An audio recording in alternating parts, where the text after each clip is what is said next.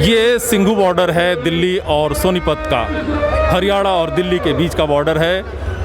इस सिंघू बॉर्डर पे किसानों ने धरना लगा रखा है और हमारे पीछे बहुत दूर तक लगभग 10-12 किलोमीटर तक इसी तरह का एक तरीके से मेला लगा हुआ है और किसानों के बुग्गियाँ, ट्रक, ट्रॉली ये यहाँ से लेकर के 10-12 किलोमीटर आगे तक खड़े हैं। और हम यहाँ पे इस समय एक ट्रॉलर पे खड़े हैं क्योंकि नीचे बहुत ज़्यादा भीड़ है और वहाँ से बहुत एक जो विहंगम दृश्य है वो हम दिखा नहीं पा रहे हैं। तो अभी हमारे साथ एक्टू के जो दिल्ली महासचिव अभिषेक कुमार सिंह हैं और उनके साथ हम बात करेंगे, लेकिन उससे पहले हम एक थोड़ा सा भव्य जो इस धरना स्थल का जो एक नज़ारा है वो दिखाना चाहते हैं। हमारे साथ जो कैमरामैन हैं वो कमल हैं और कमल से हम कहेंगे कि वो दिखाएं कि किस तरीके से ये मंच सजा हुआ है और मंच पे लोग जो हैं भाषण दे रहे हैं, जो कलाकार हैं पंजाब से वो आए हुए हैं और वो जनता के अंदर उनके संघर्षों को अपना समर्थन दे रहे हैं। तो अब जो है हम इनसे बात करने की कोशिश करेंगे अभिषेक से। अभिषेक, आप कितने दिनों से यहाँ पे हैं? देखिए, 26 तारीख को जो देशव्यापी हड़ताल कॉल था सेंट्रल ट्रेड यूनियंस का, वो हड़ताल का कार्यक्रम जैसे दिल्ली में ख़त्म हुआ, शाम को ही एक तो दिल्ली की तरफ से हम लोग ने कोशिश की इधर आने की। 2-3 बार कोशिश करने के बावजूद, क्योंकि बहुत जैम लगा हुआ था, फाइनली हम लोग रात में 1-2 बजे खेतों से होते हुए कुंडली पहुँचे। कुंडली से फिर आगे हम लोग वहाँ जा पाए, जहाँ से फिर किसानों के साथ ही हमने वापस मार्च किया। तो हम लगातार यहाँ पहले डे 1 को जब किसान आए सिंघू बॉर्डर पे, जो बैरिकेड तोड़ा गया उसमें आप लोग थे, उस दौरान आप लोग मौजूद थे? जी, उस वक्त हम लोग मौजूद थे वहाँ। क्या दृश्य था, थोड़ा सा बताइए। देखिए, पहले नज़र में तो लगा कि इतने सारे बैरिकेड है, ये कैसे टूटेगा, लेकिन हमने देखा कि बड़े बैरिकेड थे, उसके बारे में थोड़ा बताइए। गड्ढे खोद रखे थे हरियाणा पुलिस ने, कंटेनर थे, उसके अलावा कंक्रीट के बैरिकेड्स थे, फिर आपके लोहे के बैरिकेड्स थे, उसके पीछे आपका ये पैरामिलिट्री हरियाणा पुलिस थी और वाटर कैनन लगातार चल रहा था सुबह 5:30-6 बजे के आसपास। उसके बावजूद हमने देखा कि पहले वृद्ध किसान आगे बढ़े, उन्होंने अपने हाथों से गड्ढों को भरना चालू किया और फिर जो नौजवान उनके साथ आए थे वो फावड़े लेकर के आए और 15-20 मिनट के अंदर, जो किसान इस देश के अंदर किसानी करता है उससे ज़्यादा गड्ढा तो कोई नहीं खोदता और कोई नहीं भरता, उन्होंने 15-20 मिनट के अंदर वो गड्ढा भरा। सबने ज़बरदस्त एकता का और जोश को ये एक एग्जाम्पल सेट करते हुए कंटेनर को खींचा और कंक्रीट के बैरियर्स हटाए। उसके बाद इतनी जगह बन गई कि ट्रैक्टर निकल सके। उसके बाद फिर ये जत्था आगे बढ़ते गया और 3-4 बैरिकेड आगे मिले। सब जगह ही ये इस तरीके से जत्था जो है सो ये बिल्कुल एक होकर के और जोश के साथ उन्होंने बैरिकेड तोड़ा और आगे बढ़ा। कंटेनर तक को उन लोगों ने हटा दिया था। जी, ये तो एक वायरल वीडियो है, सबने देखा है कि किस तरीके से लोग मिलकर एक कंटेनर को हटा रहे हैं। ये वही जगह है जब 27 नवंबर को यहाँ पे जब किसान पहुँचे तो अभी किसान थोड़ी दूर थे और यहाँ पे पुलिस का जमावड़ा था और अचानक 10-11-12 बजे के आसपास की बात है जब अचानक आंसू गैस के गोले छोड़े जाने लगे प्रशासन पुलिस की तरफ से और किसान यहीं पे धरने पर बैठ गए, वो पीछे नहीं हटे।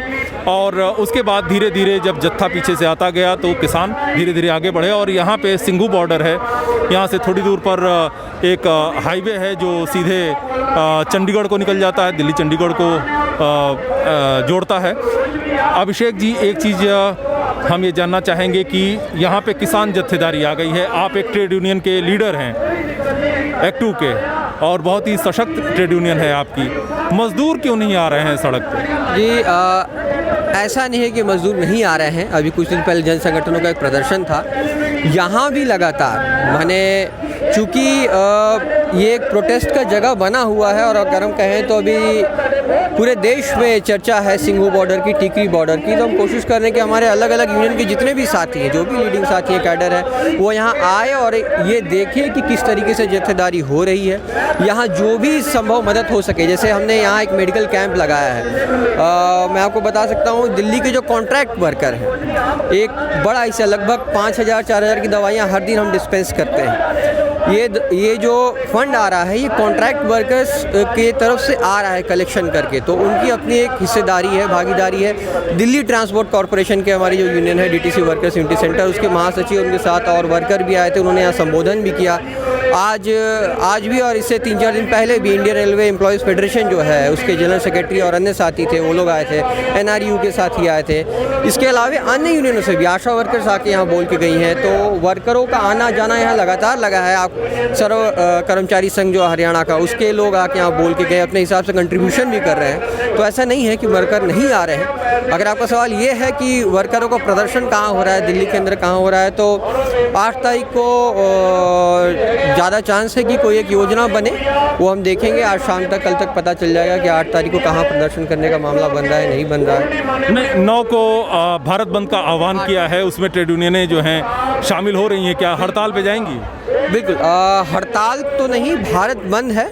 मुझे लगता है कि इसका क्या फॉर्म होगा उस पर आज ही बातचीत होगी। जब हम यहाँ खड़े हैं तो मीटिंग एक चल ही रही है दिल्ली के अंदर, तो मुझे लगता है और थोड़ा क्लियर होगा शाम तक। लेकिन जितना संभव हो सके और भरपूर ताकत के साथ ट्रेड यूनियंस की एक भागीदारी होगी, अन्य संगठन, छात्र संगठनों की भी इसमें भागीदारी ठीक ठाक रहेगी। लोग ये सवाल पूछ रहे हैं कि जिस तरह से किसान 3 कृषि बिलों को लेकर के यहाँ पे पूरा राशन पानी रसद लेकर के यहाँ पे पहुँच गए हैं, मज़दूरों का भी 3 लेबर कोड लागू किया है, 44 श्रम कानून ख़त्म कर दिए हैं मोदी सरकार ने, रेलवे को बेच दिया है उन्होंने BPCL को बेच दिया है, उन्होंने बाकी जो और कंपनियां हैं, कोल इंडिया है, एयर इंडिया है, BSNL है, इन सबको उन्होंने बेच दिया है लगभग, और श्रम कानूनों पर भी बहुत बड़ा हमला हुआ है। तो मज़दूरों को क्या इससे कम जुझारूपन तरीके से अभी भी पीछे से सपोर्ट करते रहना चाहिए? ऐसा नहीं है।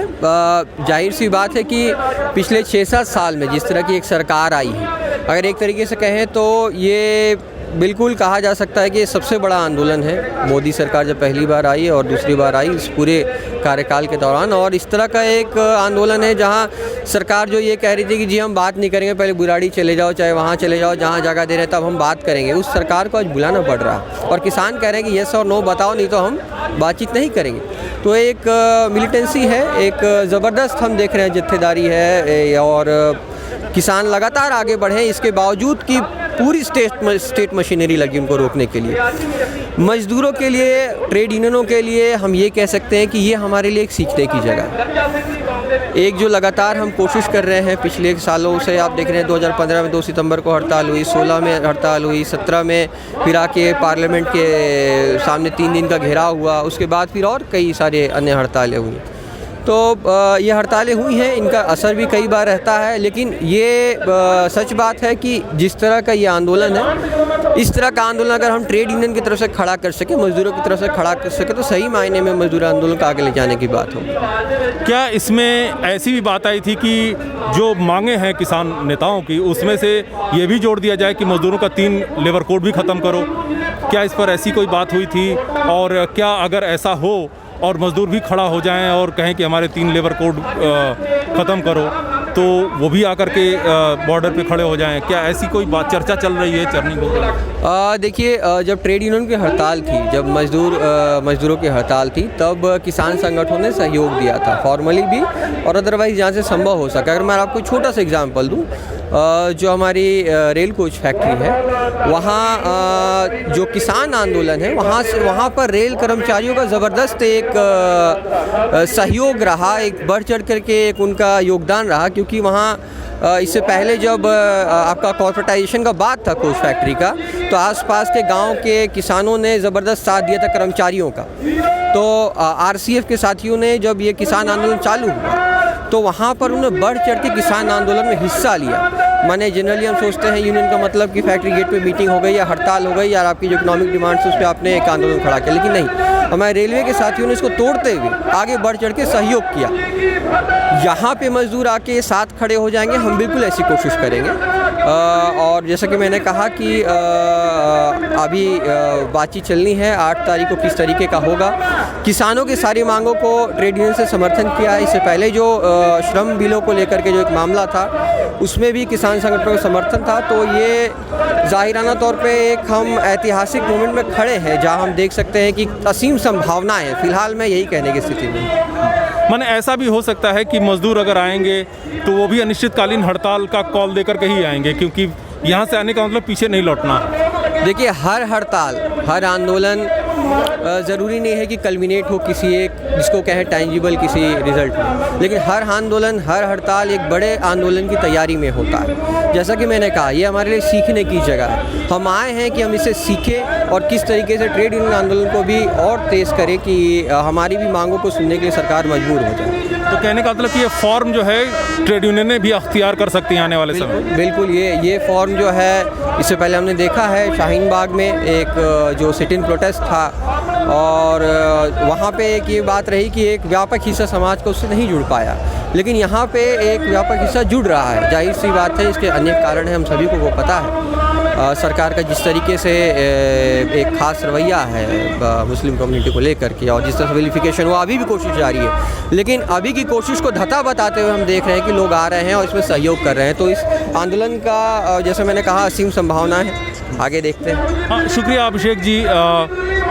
ये एक तरीके का जनता का लॉकडाउन है जो अभी तक मोदी सरकार अपना लॉकडाउन पिछले 6 महीने 8 महीने से लगाए हुए है, उसमें ये जनता का लॉकडाउन है। और यहाँ से सिंघू बॉर्डर से लेकर के और आगे 10-12 किलोमीटर तक यहाँ पे सरकार, प्रशासन, पुलिस का कोई भी हस्तक्षेप नहीं है। आगे बस महज कुछ ही दूर पर आप दिखा सकते हैं कि इस मंच के ठीक पीछे बैरिकेड लगा हुआ है और बैरिकेड के उस तरफ पुलिस है, इस तरफ जनता है, किसान हैं, आंदोलनकारी हैं, छात्र हैं। और आज चूँकि संडे है तो बहुत से जो दिल्ली के लोग हैं, दिल्ली के निवासी हैं, उन्होंने अपने पास जो कुछ भी उनके घर में सामान है खाने पीने का या जो भी मदद का सामान है वो ले करके आ रहे हैं, धरना स्थल पर दे रहे हैं। यहाँ पे आप देख सकते हैं कि लंगर, लाइन से लंगर लगा हुआ है।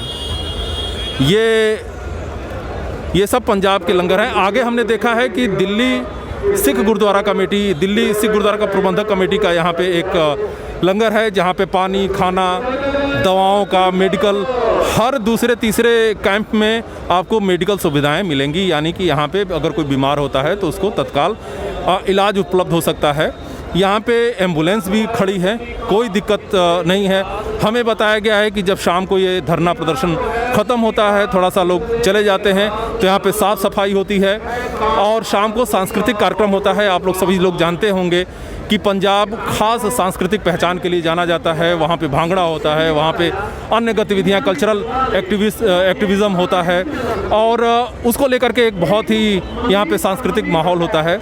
और सुबह यहाँ पे साफ़ सफाई होती है और यही माहौल हर 200 मीटर पर आप देखेंगे किसी तरह के लंगर लगे हुए हैं, मेडिकल कैंप लगे हुए हैं, टेंट लगे हुए हैं। ये सारे टेंट आप देखेंगे, इसमें रात में विश्राम के लिए टेंट लगाए गए हैं। एक पूरा पंजाब उठ करके सिंघू बॉर्डर पे आया हुआ है और ऐसा ही कुछ नज़ारा हम टिकरी बॉर्डर पर देख रहे हैं। और इससे बहुत थोड़ी सी कम संख्या है, लेकिन गाज़ीपुर बॉर्डर पे भी वहाँ पे धरना प्रदर्शन चल रहा है। हम इसी तरह से किसान आंदोलन को आप लोगों तक पहुँचाने की कोशिश करेंगे और आने वाले समय में बाकी अन्य खबरें भी आप लोगों तक पहुँचाएँगे। तब तक के लिए नमस्कार। आप लोग देखते रहिए वर्कर्स यूनिटी को।